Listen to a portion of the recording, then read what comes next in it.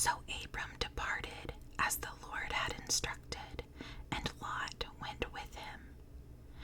Abram was 75 years old when he left Haran. He took his wife Sarai, his nephew Lot, and all his wealth, his livestock, and all the people he had taken into his household at Haran, and headed for the land of Canaan. When they arrived in Canaan, Abram traveled through the land as far as Shechem. There he set up camp beside the oak of Moreh. At that time, the area was inhabited by Canaanites. Then the Lord appeared to Abram and said, "I will give this land to your descendants." And Abram built an altar there and dedicated it to the Lord, who had appeared to him. After that, Abram traveled south and set up camp in the hill country, with Bethel to the west and Ai to the east. There he built another altar and dedicated it to the Lord, and he worshipped the Lord. Then Abram continued traveling south by stages toward the Negev. At that time, a severe famine struck the land of Canaan, forcing Abram to go down to Egypt, where he lived as a foreigner. As he was approaching the border of Egypt, Abram said to his wife Sarai, "Look, you are a very beautiful woman.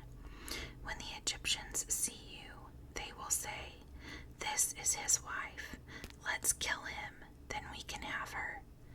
So please tell them you are my sister. Then they will spare my life and treat me well because of their interest in you." And sure enough, when Abram arrived in Egypt, everyone noticed Sarai's beauty. When the palace officials saw her, they sang her praises to Pharaoh, their king, and Sarai was taken into his palace. Then Pharaoh gave Abram many gifts because of her: sheep, goats, cattle, male and female donkeys, male and female servants, and camels. But the Lord sent terrible plagues upon Pharaoh and his household because of Sarai, Abram's wife.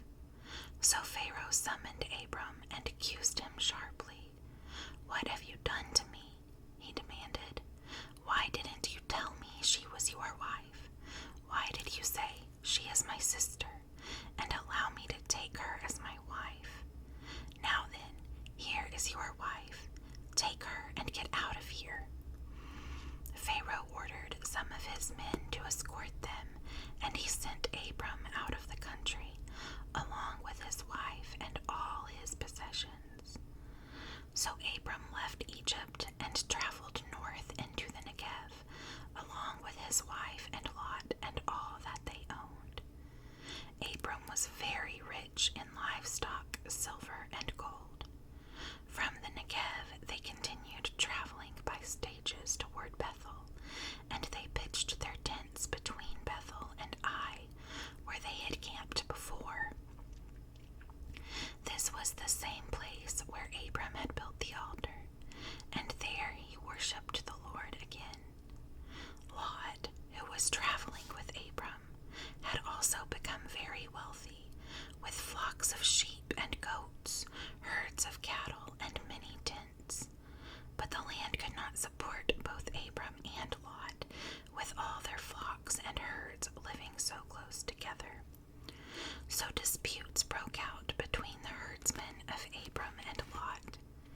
At that time, Canaanites and Perizzites were also living in the land. Finally, Abram said to Lot, "Let's not allow this conflict to come between us or our herdsmen. After all, we are close relatives. The whole countryside is open to you. Take your choice of any section of the land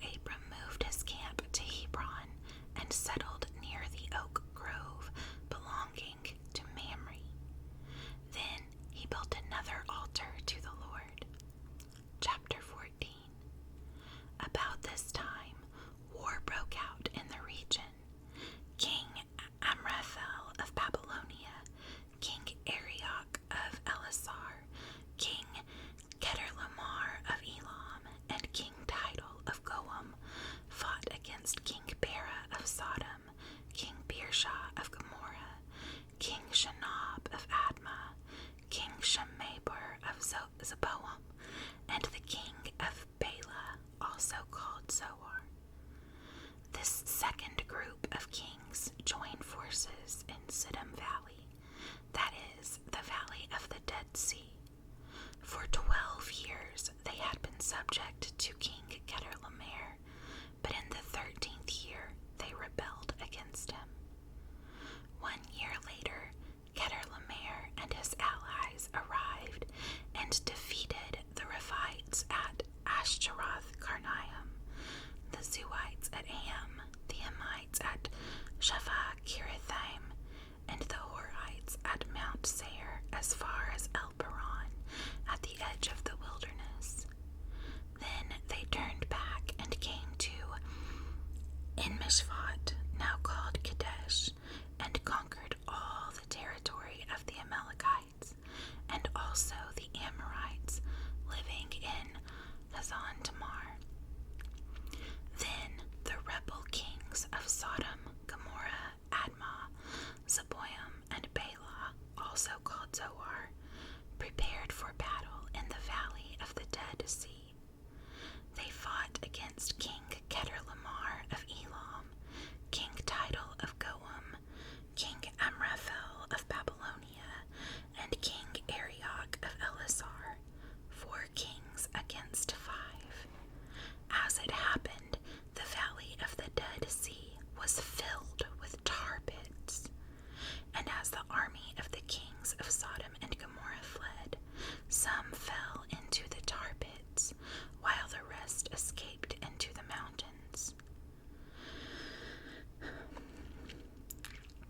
The victorious invaders then plundered Sodom and Gomorrah and headed for home, taking with them all the spoils of war and the food supplies. They also captured Lot, Abram's nephew, who lived in Sodom, and carried off everything he owned.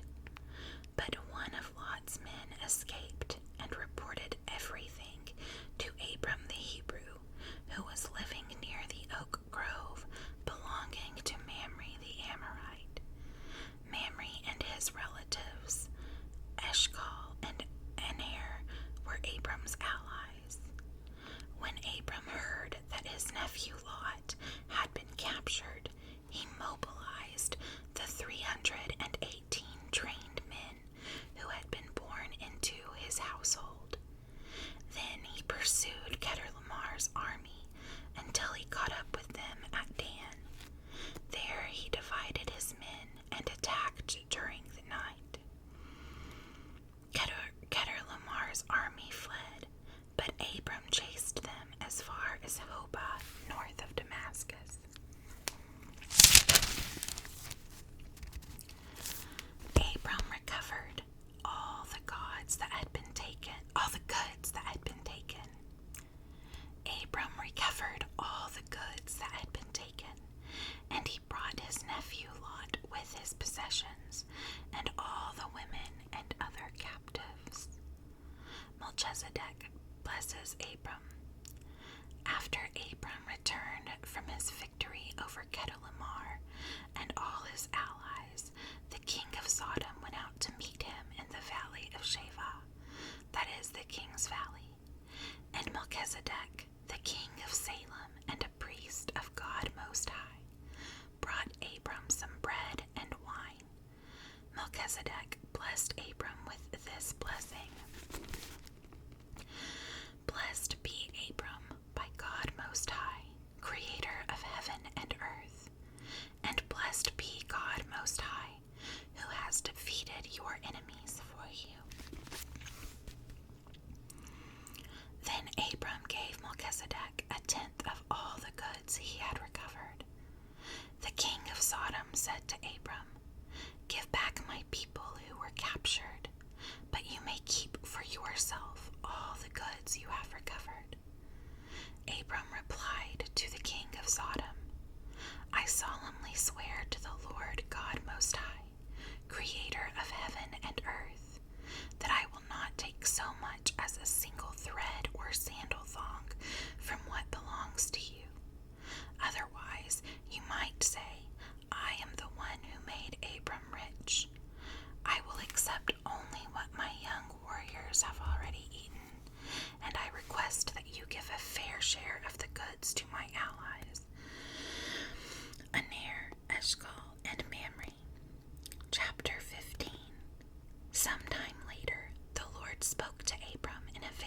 and said to him, "Do not be afraid, Abram, for I will protect you, and your reward will be great."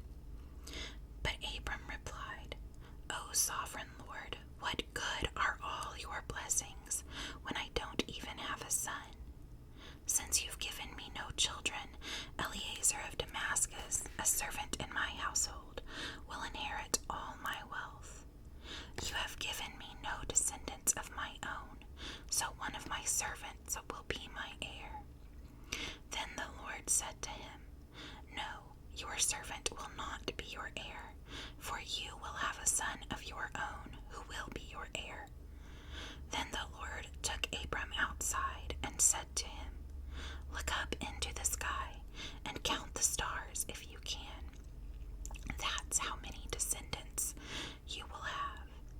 And Abram believed the Lord, and the Lord counted him as righteous because of his faith. Then the Lord told him, "I am the Lord who brought you out of Ur of the Chaldeans to give you this land as your possession." But Abram replied, "O sovereign Lord, how can I be sure that I will actually possess it?" The Lord told him, "Bring me a 3-year-old heifer, a 3-year-old female goat, a 3-year-old ram, a turtle dove, and a young pigeon." So Abram presented all these to him and killed them. Then he cut each animal down the middle and laid the halves side by side. He did not, however, cut the birds in half. Some vultures swooped down to eat the carcasses, but Abram chased them away. As the sun was going down, Abram fell into a deep sleep, and a terrifying darkness came down over him. Then the Lord said to Abram, "You can be sure that your descendants will be strangers in a foreign land, and where they will be oppressed as slaves for 400 years. But I will punish the nation that enslaves them, and in the end they will come away with great wealth. As for you, you will die in peace and be buried at a ripe old age. After 4 generations, your descendants will return here to this land, for the sins of the Amorites do not yet warrant their destruction."